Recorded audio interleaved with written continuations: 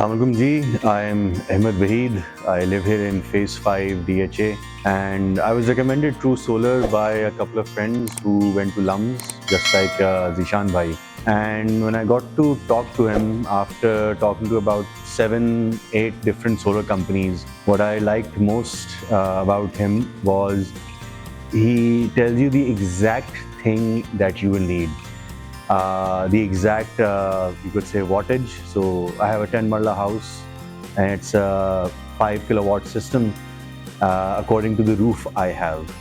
And my friends who've gotten a system from him at I think 16 kilowatts, they have a 1 canal house with a completely open roof.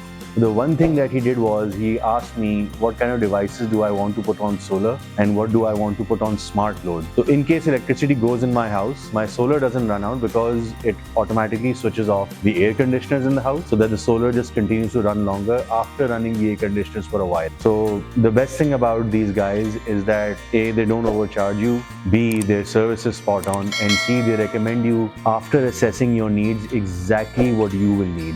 The kind of batteries, the kind of inverters, they're top in the line and they just recommend you the right stuff, which is why I'm probably going to get more solar from them and recommend them to my friends as well.